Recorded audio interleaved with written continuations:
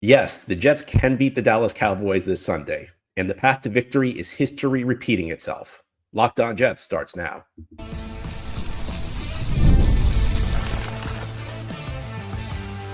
You are Locked On Jets, your daily New York Jets podcast. Part of the Locked On Podcast Network, your team every day.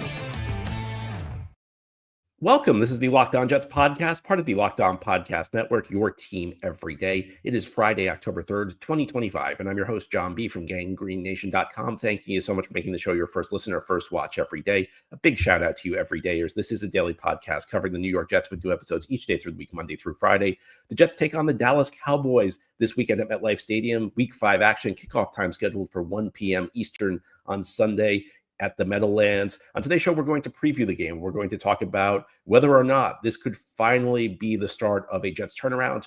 We'll talk about what the Jets need to do to win this game, and we'll talk about the potential for history to repeat itself. That's where we will start.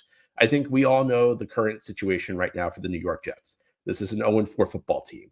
It is an 0-4 football team that has looked terrible. It is an 0-4 football team that, frankly, has looked hopeless through the first 4 weeks of the season. It's a team with a first-year coach who is not getting results. And now the Dallas Cowboys are coming to town to face this 0-4 football team at MetLife Stadium. If that sounds familiar, it should. This was the scenario the Jets found themselves in 6 years ago in 2019. They were 0-4. It was Adam Gase's first year as Jets head coach, and I don't think I need to remind you how bad things were in the Gase era, how hopeless things looked in the Gase era. A pretty good Dallas team, in fact, came to MetLife Stadium, and the Jets ended up beating them 24-22. It was a shocking result heading into that game. Nobody really thought the Jets had a chance to win. I don't think there are a lot of Jets fans who are optimistic about this game on Sunday, but I don't think it's because of Dallas. This Dallas team is honestly not that great. They're 1-2-1. Their one victory was against a really lousy Giants team, a Giants team that might be as bad as the Jets. And I know they beat the Chargers last week, but I thought that was more about the Chargers than anything that the Giants did. But it's just difficult to envision the Jets winning a game the way they've played through the first 4 weeks of the season. But I'm here to tell you it can happen. There's an old saying in the NFL, any given Sunday, and it's true. And there are reasons it's true. I mentioned this on the show yesterday with Marcus Mosher, our crossover show with Locked On Cowboys, that the talent gap in the NFL is very small. The distance between a good NFL player and a bad NFL player, tiny. This is not like college. Sometimes you watch colleges where you get like a team in the SEC or the Big Ten. They play against some small conference team, and it's just a total mismatch. And the big conference team could play a terrible game and still win by 4 touchdowns because the talent gap is just so enormously large. That is not the case in the National Football League. You see it happen all the time. It feels like every week we see some result. People go, how did that happen? Well, the answer is simple. Again, the talent gap is small. And if the better team plays its A game, it's going to win most of the time. But if the better team in an NFL game does not play its A game and the worst team does play its A game, the talent gap's small enough that the worst team can win games. So I think that's what the Jets are looking for this Sunday. And again, I don't want to make the Cowboys out to be some sort of dominant team because the Cowboys have a lot of their own issues. You can go back and listen to my podcast yesterday with Marcus Mosher. We did our weekly crossover show. But you also have to remember that NFL games can swing on a couple of plays. And 6 years ago, when the Cowboys came to MetLife Stadium, the Jets jumped out to a 21-3 lead. And they got that 21-3 lead on 3 touchdown drives, one of which was a really long drive. The Jets got the ball with over 11 minutes left in the first quarter. It was their first drive of the game. They scored a touchdown on the first play of the second quarter. So they just put together this inordinately long drive.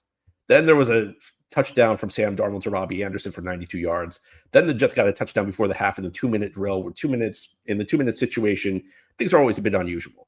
Sometimes fluky things shift an NFL game. And we saw that a couple weeks ago in Tampa Bay when the Jets almost came back from 20 down to beat the Buccaneers. We saw an Allen Lazard bobble that should have been an incompletion on 4th down turned into a touchdown. We saw a once in a couple of years play from Will McDonald jumping over the offensive blockers on a field goal block, blocking the kick, and then running it back for a touchdown.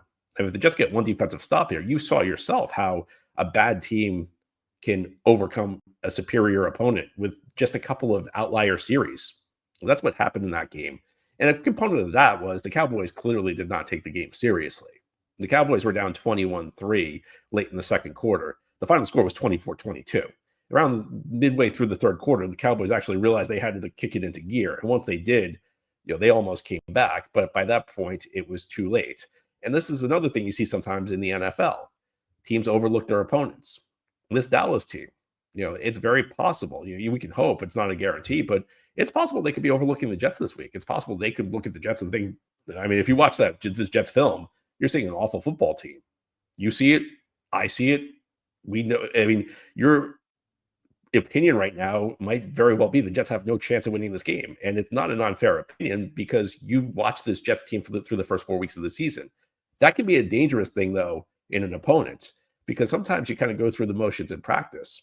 Sometimes, you don't. Sometimes you don't come on game day with the same fire. We've seen this over and over through bad Jets teams through the years. How many times have the Jets upset a clearly superior opponent, and it was clear that the opponent did not take the game seriously? Now, this is part of the hope. But the point I'm trying to get at is, as bad as things look for the New York Jets right now, and this is shaping up to be a really bad season. I don't want to sugarcoat that in any way. The Jets are not going to go 0-17. In fact, we've already seen the Jets play 3 games that were decided by 1 score. And 2 of those games were really kind of controlled by the other team. The Tampa Bay game and the Miami game over the last 2 weeks were nominally 1-score games. In both games, the Jets' opponent really controlled the game. But because of the twists and turns of the NFL, because a few plays here or there can radically swing a game, the Jets were actually in a few plays away from winning either of those games. And that's what you can hang your hat on in this league. It really is a league. It may be a cliche, but it's true. Any team can beat any other team on any given Sunday. So, you go into this game, I don't think you can ever enter a week without any hope. There's a real opportunity for the Jets to win this game. And part of this goes into the team that they're facing. Again, the Dallas Cowboys have not been a great team through the first 2 weeks. Now, they have a very scary offense. We're going to talk about how the Jets can handle that in a few minutes when we get to our second segment. But they're a team that they themselves have not exactly played great situational football. And they have a lot of issues on the defensive side of the football. So even though Dallas is clearly entering this game the favorite, and even though most Jets fans would tell you, I'm not believing in this team until I see them win a game. And I have to be honest with you, I don't think that's a completely unfair way to look at things. In fact, in some ways, that's kind of my view. There will be opportunities for the Jets to win. It's not always about who's the more talented team. Sometimes it's about who's the more opportunistic team. Sometimes it's about which team focused more in its preparation for the week. And sometimes just a few random plays can radically swing a game. A few plays here or there can put one team behind the 8 ball and put another team in the driver's seat. And look, I understand that there's no guarantee that any of these things will work in the Jets' favor. It's just as likely that they'll all work against the Jets' favor. Very possible Dallas comes in and has a decisive victory at MetLife Stadium. But I think at this point in time, it's always important to remember the way the NFL functions. Because when a team gets down, it feels really hopeless. When a team starts 0-4, and especially the way the Jets have started 0-4, the way this team has looked through the first 4 games of the season, it's easy to start looking around and thinking that there's just no chance for this team to be able to have any sort of success. But it can happen. 6 years ago, the Jets had a dreadful football team, and they had dreadful coaching with Adam Gase. They still beat a Dallas team at 0-4 that's better than the Dallas team they're facing this coming Sunday at MetLife Stadium. So there are ways the Jets can win this game. Ahead, you're on the Locked On Jets podcast. We're going to talk about the formula for the Jets to win this game, because Dallas presents some real challenges with the way they're playing on the offensive side of the ball. Jets are going to need to be opportunistic on defense. Jets also need to take advantage of a Dallas defense that's been shaky so far. Let's talk about how they can tie that all together as we continue here on this Friday edition of Locked On Jets. Today's episode of Locked On Jets is brought to you by Square. Your favorite neighborhood spots run on Square. There are certain businesses that truly make the neighborhood feel like home. Whether it's the local sports bar packed on game days, the coffee shop that knows your order by heart, or the corner deli that's been serving your community for decades, these are the places that bring people together. And where neighborhood businesses thrive, the whole neighborhood thrives. What makes a local spot feel like home? It's the kind of place where you walk in and everyone knows your name. The staff are like family, and they've been serving the community for years. Spending money there doesn't just support the business, it supports the people behind it and the community around it. These local spots are what make the neighborhood feel like home, and so many of them run on Square. Square is a proud partner of more than 4 million neighborhood businesses around the world. You can go to square.com/go/LockedOnNFL to learn more. But before you do, go support your favorite neighborhood spot. You'll be happy you did. Square, See you in the neighborhood.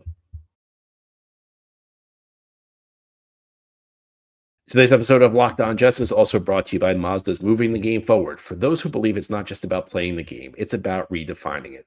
There are moments that do more than put points on the board. They move crowds, move culture, and keep moving the game forward. And this week's moment that moved the game forward is Garrett Wilson's spectacular touchdown catch against the Miami Dolphins last Monday night. I know the Jets lost the game, but Garrett Wilson's off to a phenomenal start this season. He's on a 1,300-yard pace through 4 games. And it feels like every single year he makes one of those highlight reel type grabs, whether it was the 2023 opening night touchdown grab to tie the game against Buffalo, whether it was the Halloween night touchdown spectacular catch against Houston last year, or what he did Monday night against Miami. Garrett Wilson is a star receiver. The Jets team may be disappointing, but Garrett Wilson delivers every single week. When you follow what moves you, the unexpected is only the beginning. And just like there's more to every highlight, there's more to a Mazda vehicle. Mazda, move and be moved.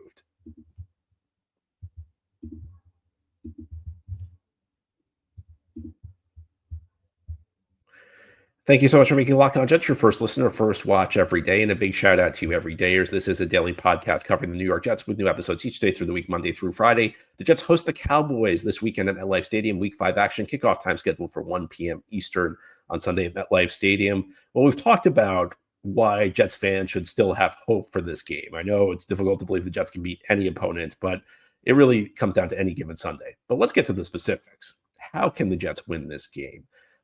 And the Cowboys are a team that come in with very defined strengths and very defined weaknesses. Their strength right now, the passing game. Dak Prescott is off to a phenomenal start this season. This is a dynamic Cowboys offense that's been, that hasn't had CD Lamb the whole way. They're still thriving because of how well Dak Prescott is playing. It's going to be a real challenge for a Jets defense that, frankly, looks like a mess. If you've been following my work this week on GangGreenNation.com, I've written multiple articles about the Jets coverage schemes, and there are so many issues with the way the Jets are covering right now. We can start with talking about just some of the matchups they're getting. There were a couple third downs I wrote about. One against Tyreek Hill where Jets didn't even cover him. Another where they ended up with Malachi Moore on him. And look, I like Malachi Moore. Where I draw the line is covering Tyreek Hill one-on-one on a third down play. That's not a result that's going to go well for the Jets. I also wrote yesterday about how the Jets are not communicating in the secondary. You have situations where guys are trying to switch stuff off and nobody's picking up the receiver. If you're switching, sometimes you're in bad position, so you call for a switch. Somebody else take your guy. Somebody take my guy. I'll take yours. The Jets aren't doing that well, and then they're just basic screens, pick plays where they aren't calling it out. They aren't jamming the picker to try and prevent him from getting the rub. It's just not working. The Jets defense is not functioning on any level, and I can't say I have a lot of hope for the Jets in this game defensively. I think that the Cowboys are going to put up points against the Jets defense. The Cowboys have been putting up points all year against every defense they faced. So why would they not put up points against a bad Jets defense, a Jets defense that's not fundamentally sound? If we're going to be honest, a Jets defense that really doesn't have great players. I'm not particularly optimistic looking at the injury report that Jermaine Johnson's going to be back this week. Maybe he'll surprise us. Maybe he'll be a full participant in practice at the end of the week, but it doesn't seem like Jermaine Johnson's going to be back. And that leaves you very thin on the defensive line. Quinton Williams is off to a great start shutting down the run. He hasn't really gotten to the quarterback much, though. And Will McDonald has been pretty quiet through after a really strong game one. Will McDonald's been quiet. And those are really the only two guys with any capability of getting to the quarterback on this defensive line right now. So, I think part of this is Quinton Williams needs to channel what he's doing in the run game and start getting after the quarterback better. I think that's going to be a critical thing. And he's going to be facing some backup offensive linemen for Dallas because the Cowboys are really beat up on the offensive line, particularly on the interior. So there will be real opportunities for Quinton Williams to have a big game in this one. He will be going up against a backup center, a backup right guard. So this should be the type of game Quinton Williams takes over. I said that last week against Miami. Miami offensive line that wasn't doing that well. And again, Quinton's playing well against the run, but he's not dominating as a pass rusher. And but I think what part of what this goes to is, the Cowboys are going to get points. The Jets just need to start making some big plays on defense. Part of the problem with the Jets, they're kind of like the two defensive philosophies. There's the high risk, high reward where you make a lot of big plays and you give up a lot of big plays. And then there's bend but don't break, where you allow the moderate gains, but you don't allow the big stuff. You essentially concede the short completions, but you don't allow yourself to get beat over the top. The Jets are running neither of these. Jets are not producing big plays, and they're allowing the opponents to produce splash plays at will.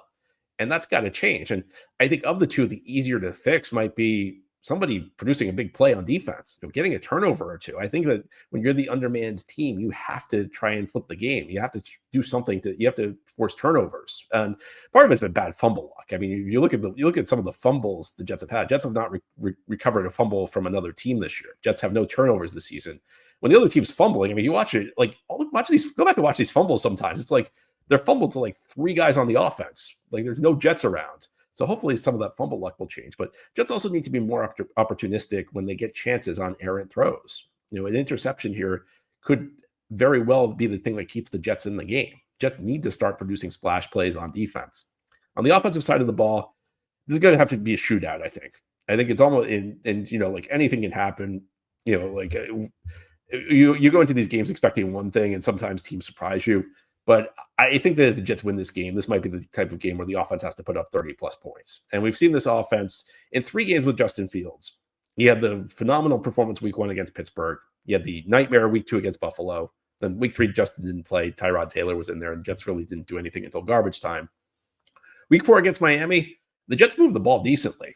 The problem was the Jets just kept committing dumb penalties and making dumb plays at the worst possible time. And that's got to change because that kept points off the board.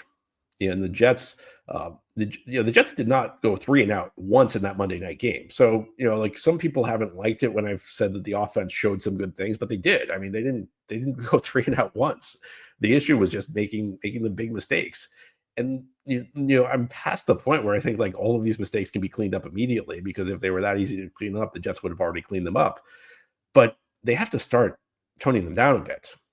And the things you can avoid are like the penalties the Jets are committing, where they're getting flagged for not getting set pre-snap. They're snapping the ball too quickly before their guys on the line are set. That's just inexcusable. Committing personal fouls. These aren't things that Jets need to do.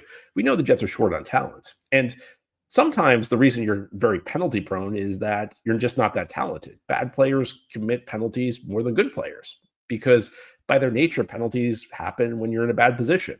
And when somebody beats you, that's when you, as an offensive lineman, when you're beaten, that's when you hold. And you get beaten more when you're a bad lineman than when you're a good lineman. As a bad corner, you commit pass interference after you're beaten. If you're in a good position, there's no need to commit pass interference. But there are dumb mistakes the Jets making. And this is true not just on offense, but it's true on defense also. These things really need to be cleaned up, and there's just no excuse for them. And I think the big names need to show up for the Jets in this one. Garrett Wilson's been the only, I think it's fair to say Garrett Wilson's been the only premium Jets player who has played at the level we were expecting heading into the season. Garrett Wilson is living up to his end of the bargain. I don't think you can say that about a lot of the other Jets big players. I think it's true on offense. I mean, Breece Hall, after a great week 1, which got me optimistic about him. I had pretty much given up on the idea of Breece being an elite back.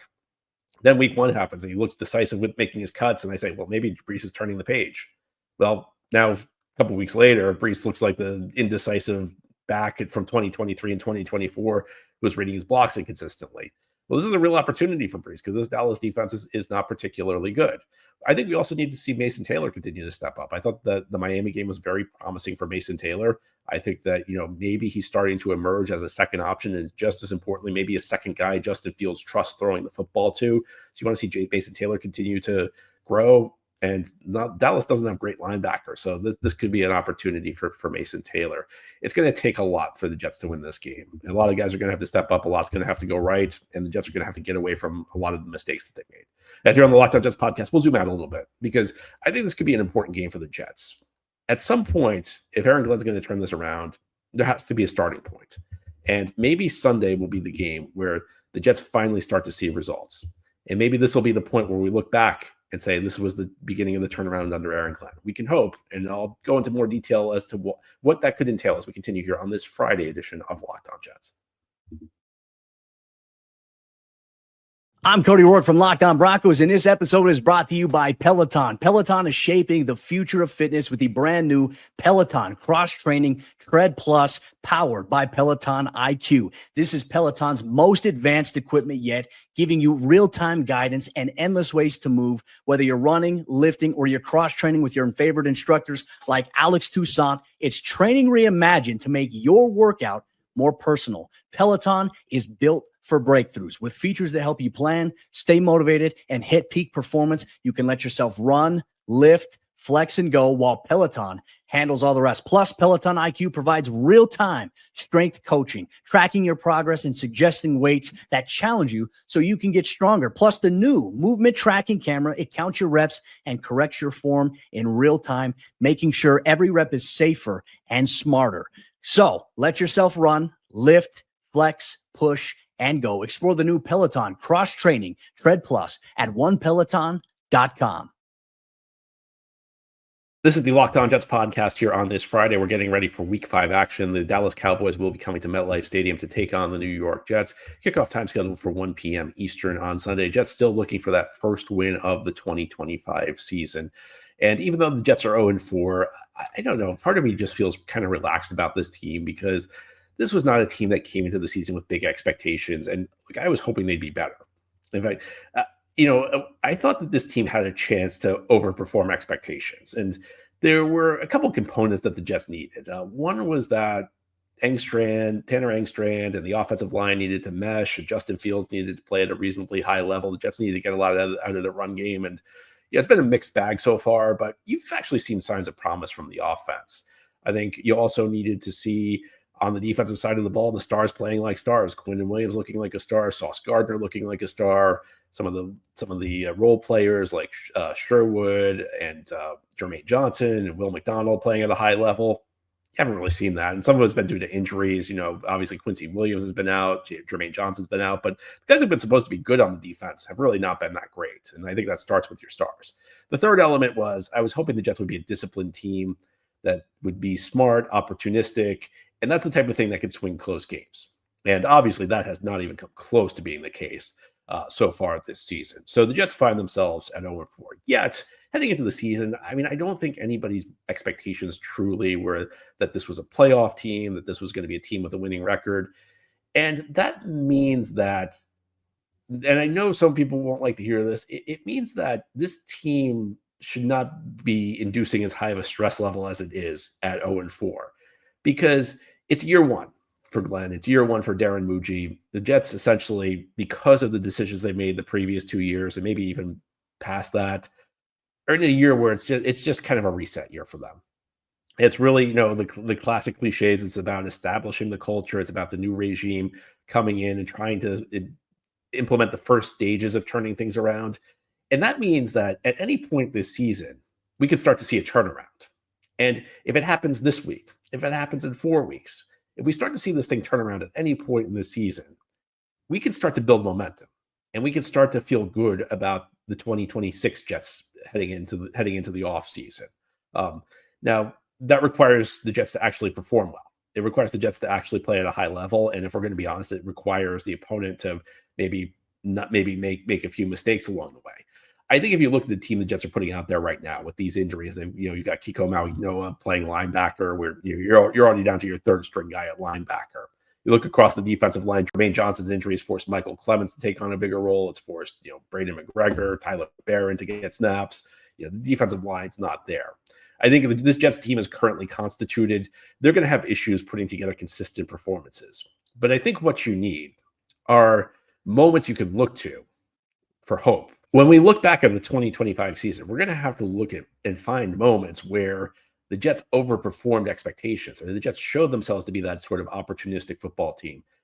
I think that one of the things that's frustrated people the most through the first 4 weeks of the season is that we really haven't had a lot of moments that could even make you feel good within games. The only thing that comes to mind was that week 1 game against Pittsburgh, where, even though the Jets lost, even though it was a tough, the Jets blew a couple late leads, the defense looked terrible. You could take away a really stellar offensive performance in that one.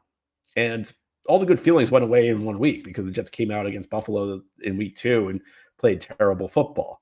And I think a lot of this explains why Aaron Glenn reacted the way he did to the Will McDonald field goal. It's kind of a meme, him dancing on the sidelines. And he got a lot of grief after the game for that. And he got a lot of grief for his post-game comments where, he said that this is not the same old Jets. And the criticism has continued to build after their performance against Miami, where they played terribly the following a last-second loss to the Buccaneers. And people are saying, well, this is the same old Jets. Well, I think what the Jets are looking for are moments where you feel like progress is being made. If the Jets had gotten a stop against Tampa Bay, you could have felt like there was progress being made. I mean, no matter what you could say, a 20-point comeback in the fourth quarter would have been a great moment for Aaron Glenn. It would have been maybe the first mark where you felt like this team could be starting to turn things around. Instead, we're still searching for that. And I don't know how long it's going to take. The hope is that, we start to see good things this Sunday against the Dallas Cowboys. But it may be longer. But my point is that at any point this season, maybe it's October, maybe it's November, maybe it's closer to the end of the year. If the Jets start to string together some better football, the Jets start to look like a more disciplined team, we could start to build a little bit of optimism around this team. It's very difficult right now because we're in the stretch where the Jets have not given us anything to feel good about. And this goes beyond this season. This goes back 14 years where, in the last 14 years, the Jets have missed the playoffs every single time. And in that stretch, they've only had one season where they had a winning record. In that 14-year stretch, there's only been 3 seasons where they've been alive heading into the second to last game of the season. This has been a team that's provided nothing but uncompetitive football. And this is the context we live in. This is the context Aaron Glenn is dealing with. And this is why the fan base right now is so justifiably frustrated and so justifiably pessimistic. But this season was never really about turning those streaks around. This season was about this team starting to look professional. This team starting to look like the type of opponent that gives the opposition everything it can handle week in and week out. Unfortunately, we have not yet seen that, but it's never too late for a young team to start gelling and a young team to start coming together. And, I hope I'm not going to be talking about this a month from now. I hope I'm not going to be talking about this 2 months from now. I hope that the Jets will finally start to put together some good football because it feels like I've been talking about this for months and we still haven't seen good football yet. But there is still an opportunity for this team to start to turn things around in 2025. It may be too late for a winning record. It may be too late to make the playoffs. But there's still an opportunity for us to look back in 2025 as a building point for this team.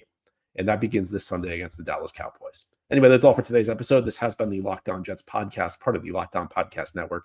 Your team every day is our motto. As always, if you enjoy the show, hit the subscribe button where you're watching or listening so that you'll never miss an episode. If you enjoy the show and are listening on a podcast source, please give it a 5-star review. And if you're watching on YouTube and enjoy the show, please give this episode a big thumbs up. It helps us out and helps other Jets fans find the podcast. Enjoy your weekend, everybody. We'll be back after Jets Cowboys to break down what happened.